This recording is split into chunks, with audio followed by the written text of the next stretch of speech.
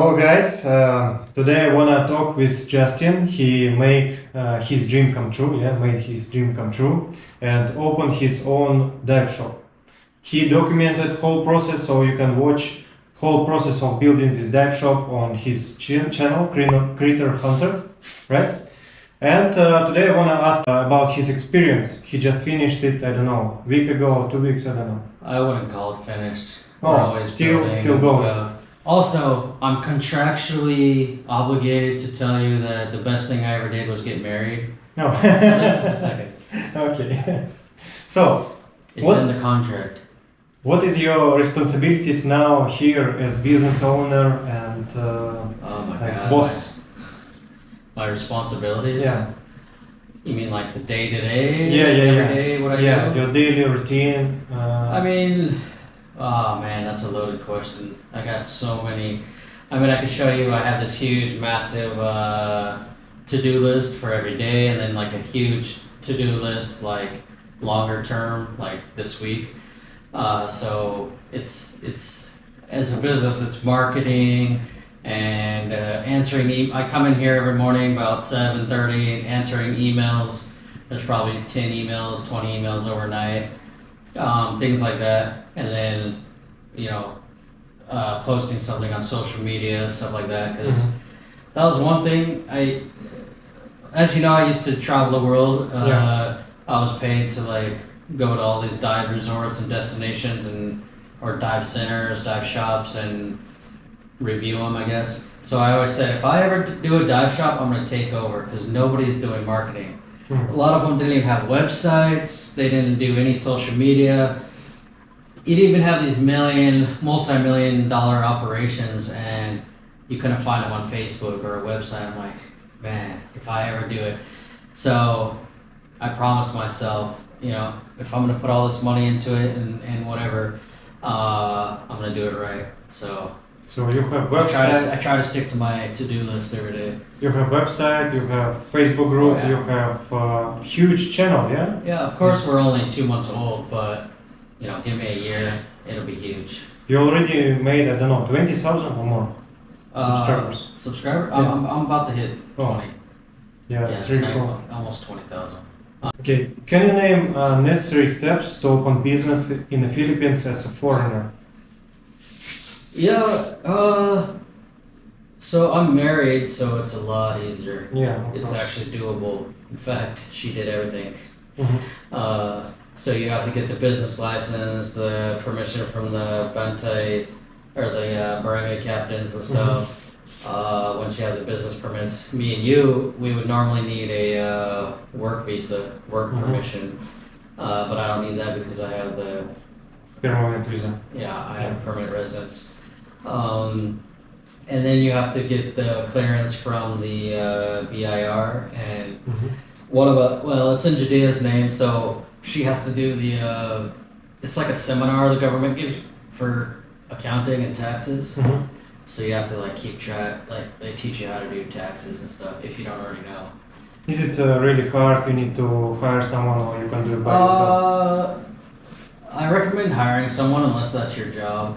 So we just got lucky, and one of our employees, she used to do taxes for another dive shop for like 10 years. So I was like, really? So she does our accounting. Cool. Yeah. But if you're gonna, I don't know if you want business advice, you're probably smarter than me, but in my opinion, it's better to hire out for things that people are better at. Like if somebody's better at this, hire somebody. Yeah. Somebody's better at that, hire somebody. Or if it's just stupid stuff like cleaning or other little things like social media or something, hire somebody for those little menial tasks, and so that your time you can do things that nobody else can do. Yeah. Like I need to be diving, I need to be the face of this place, I need to be like just now me and you went and looked at my truck because we're doing a shop truck build. And so you customize your truck, yeah, for your purpose. So I can't really hire somebody to go check on it, Yeah, so, because no one knows how it should be. Yeah, I designed it. I this is my thing, so I can't hire somebody for that. But if I was cleaning all day or doing the taxes and accounting and counting receipts and building my, these tables and setting up the classroom and all that, I wouldn't be able to do other stuff like the marketing and the answering emails and sending out, press releases and package prices, all this important stuff. Yeah, I think you're absolutely right. You should take your key responsibilities. Yeah. Yeah.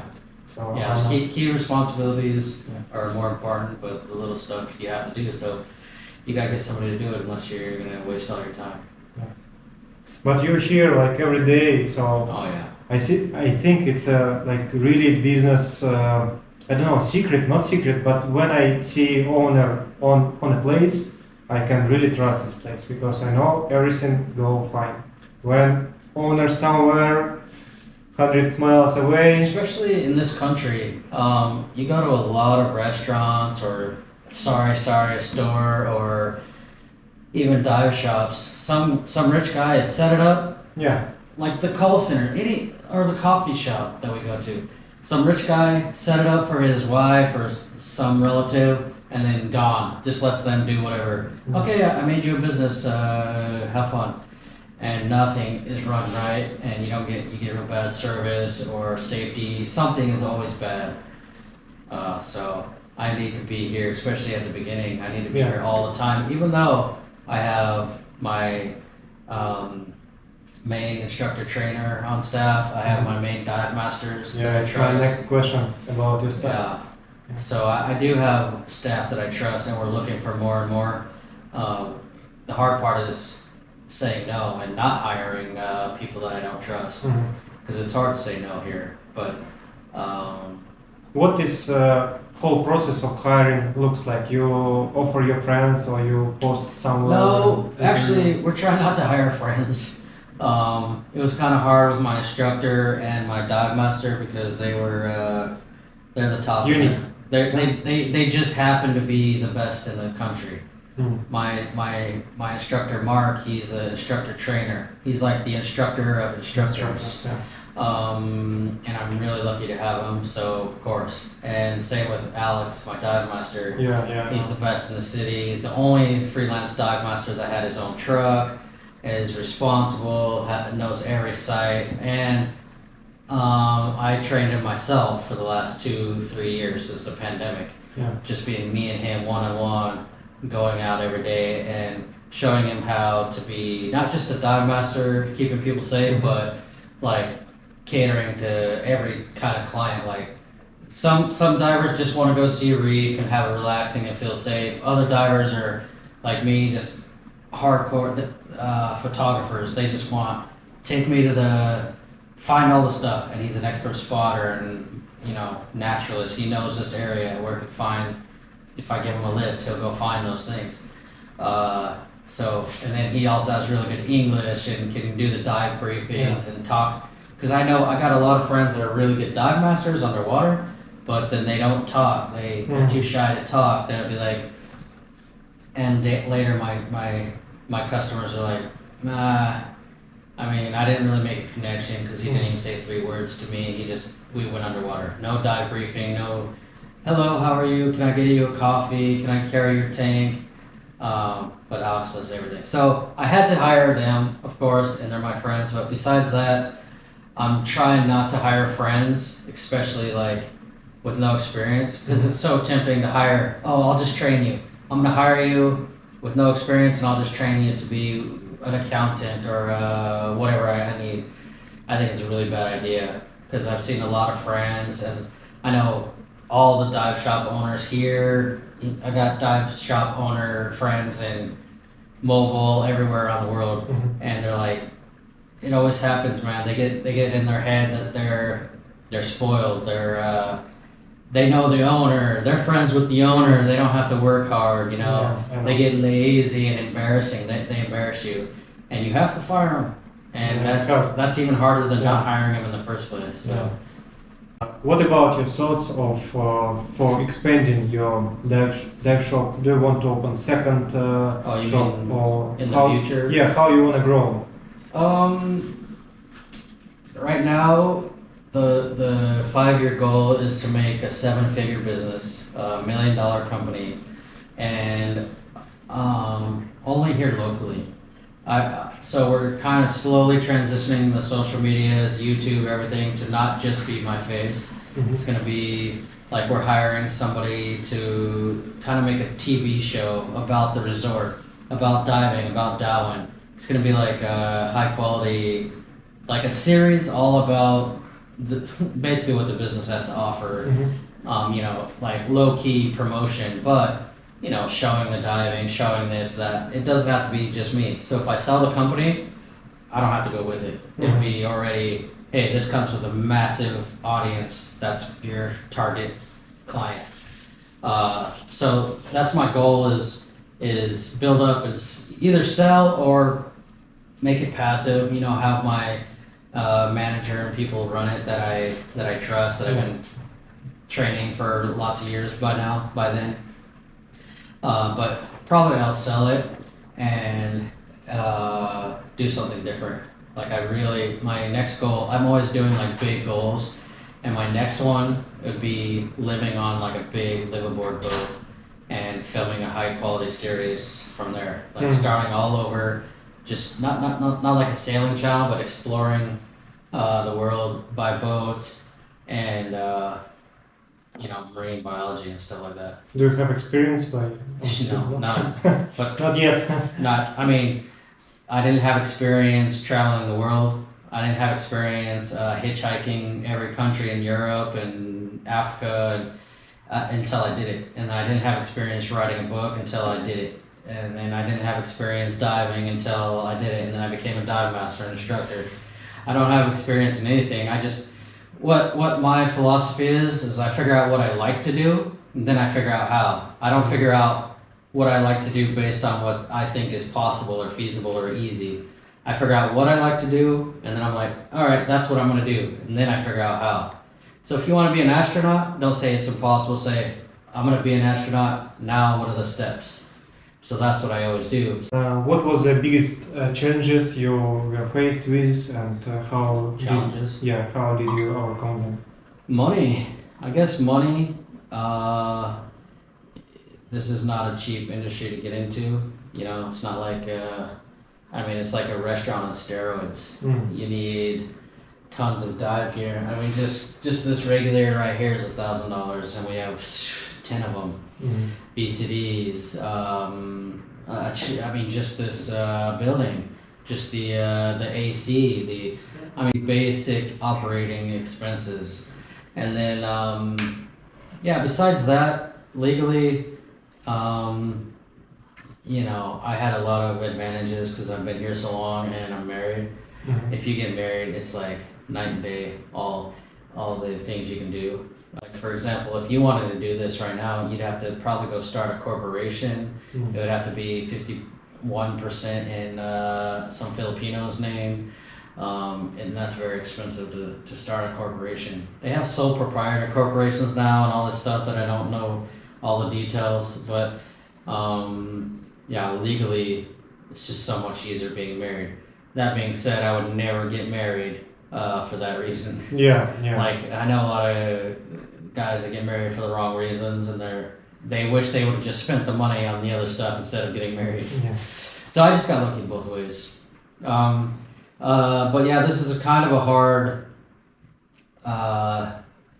industry to get into at this level, because I'm also training to be an instructor. I'm learning so much as I go. Like I said, it's not even the end of month 2. But there's so many safety standards and liabilities and paperwork, and like, you know, we can't have certain people at my place or teaching at my place or guiding or whatever, because I'll get a bad. I'm now working with SDI, which you got certified. Yeah, I know. With SDI, but it's a serious agency where they take training, like, it's supposed to be the highest quality dive training on the planet. So they made me an ambassador, it just means there's a lot of eyes on me, and they're like, you mess up, oh, who's that guy? He's not qualified for this and that. You know, I can't do it. it's what I want though. I didn't want some hole in the wall shack on the side of the beach teaching diving. I wanted like a legit SDI TDI training facility, and that's what we've got. Yeah, cool.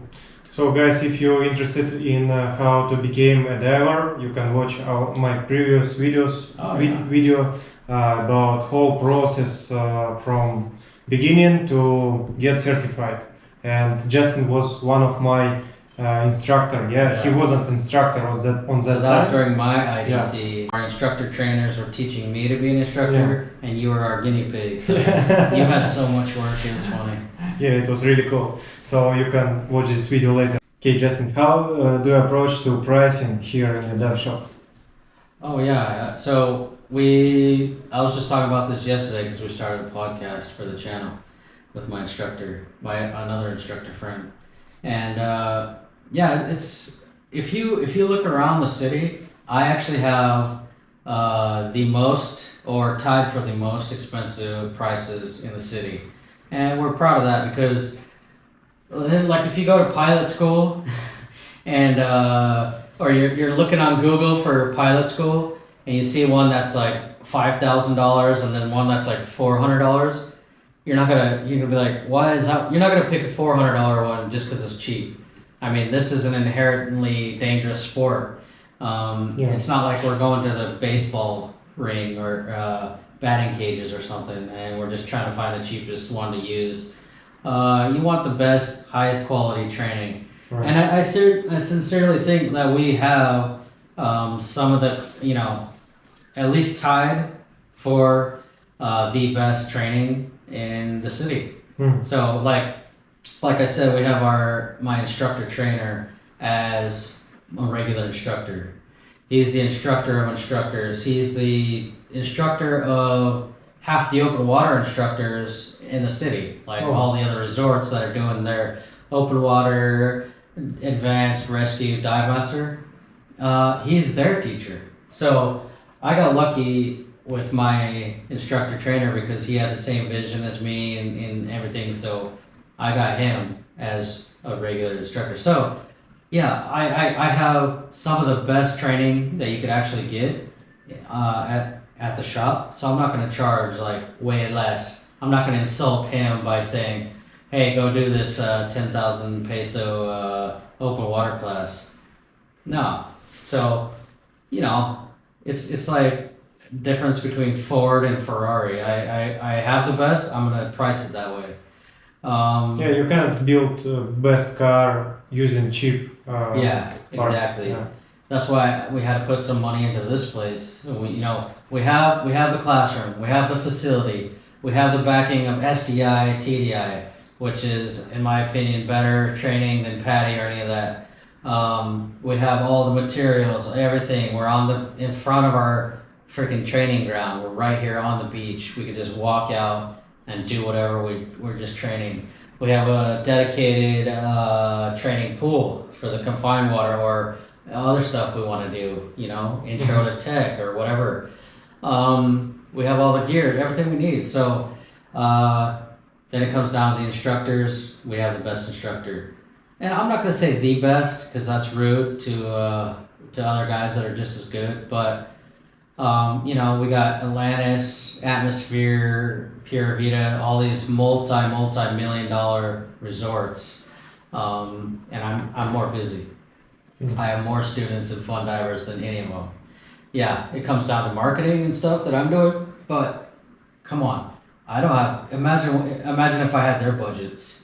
If I had $1 million or even $100,000 or even $50,000 for marketing or a facility or whatever, because they've been here like 20 years, 30 years, and I'm already, in my first 2 months, I have more business than all of them. They were just here. I'm friends with all of them. So yeah, they have the reputation. That's what I want. I don't want people to Google and say diving in Dauin or Dumaguete. Oh, well, this place is 25,000 and this place is 10,000. I'm gonna go to the one that's probably gonna keep me safe and give me better training. Yeah. They don't cut corners and they're not going to shorten your course or cut corners just to make it easier on them. They're going to do it right because they're worried about their reputation. Yeah, right. My instructors are really worried about their reputation. Yeah, you put your name here, you put your face on the channel, so imagine if you're all in. Imagine if you took the parts off of a Ferrari and you found like a Ford Pinto motor or a little part because they got cheap one day. Yeah. It would be all over social media. It'd be blasted, you know. It'd be like finding a chicken foot in your fries at McDonald's. Yeah. You remember that? Like, we're not going to take the chance. So, yeah, I have the most expensive prices, but I'm also the most busy. So do you want to share some numbers or make some special? Yeah, so I believe, I don't have everything memorized, but open water, your beginner like basic, open water course that you just did. Yeah. I think it's at 24,000 pesos. That's like between $400 or $500. I don't know. If you compare it to states, which is the exact same training or worse, because they have PADI and SDI instructors. It's the same agency in the states, but they're charging double or triple that. But I'm based on Filipino prices because we're in Asia, we're in Southeast Asia, but still higher quality. So, yeah, I would rather get it done here than some cold lake in the States. I'm from Colorado, so I'd rather be warm water and lots of fish to see and cheaper, but same quality instruction. Do you want to make like some special offer for viewers? So put it in the comments or in the description your email, not mine, so that I know they came from you, and I'll give them your viewers like discount, 20% discount on all the courses or fun diving. Yeah, cool. So just send them my way and I'll know where they came from. Is it limited by time or not? No. Okay. Well, let's just say 2023 because this might go viral in 2025. And hello, future Justin. You're probably retired by now. But let's just say 2023 and come down and get some sweet diving. Justin, if you will have to open second dive shop, what you will do differently from this one? Oh man, I'm sure my answer would change in another few months because I've only been here like 2 months. But that being said, even though I've only been here 2 months, I've been to all the dive shops around the world, or a lot. So I know what works, what doesn't work. That's why when I built mine, I knew what I wanted to do. Yeah. So if I was gonna build another one, I would focus really a lot on branding, and especially if it was like a franchise of this one, like Critter Republic Dauin, Critter Republic Malapascua, Critter Republic Bali.